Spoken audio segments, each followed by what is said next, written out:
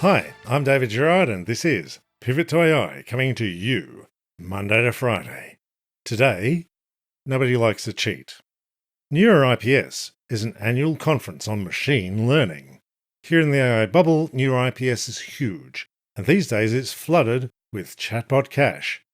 The AI vendors at NeurIPS want to talk about imaginary problems like the super AI destroying humanity. The researchers want to get on with doing science. So, you want to present your work at NeurIPS. You submit your conference paper, and it goes to a reviewer, usually someone else who submitted a paper. They check your papers up to standard. That's how peer review works. Unfortunately, a lot of reviewers these days pass their reviewing to the chatbot, which is missing the entire point of peer review. NeurIPS has a clear rule.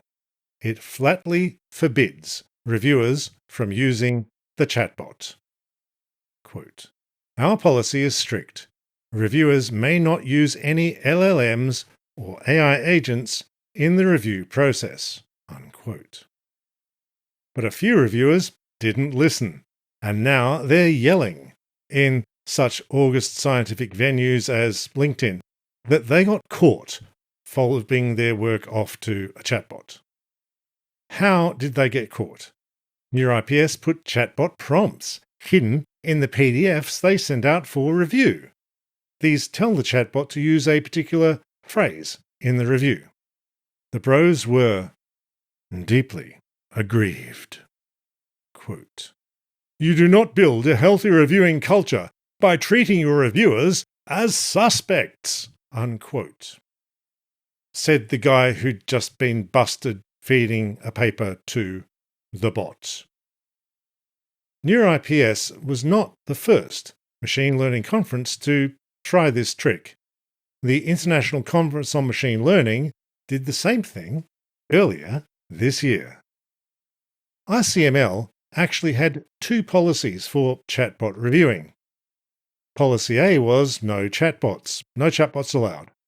Policy B was, quote, "LLMs allowed to help understand the paper and related works and polish reviews," unquote. Fine, that's easy.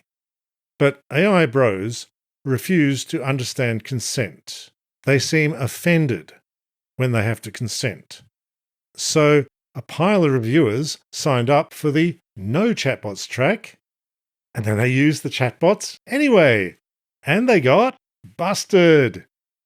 Quote, 795 reviews, about 1% of all reviews, written by 506 unique reviewers who were assigned Policy A, no LLMs, were detected to have used LLMs in their review. Again, recall that these are reviewers who explicitly agreed to not use LLMs in their reviews. If the designated reciprocal reviewer for a submission produced such a review, their submission was rejected." Unquote. So the bros who cheated got their own paper kicked out. How did this go down? Was there a flood of deep concern? It turns out the AI bros whining on LinkedIn are not the majority. The scientists were delighted with the ICML approach. Quote, "Researchers expressed overwhelming support for the strategy," says Shah, who adds that he shared the methodology with the NeurIPS team. "I've been working on conference peer review for several years, and I've hardly seen such strong support for anything," he says.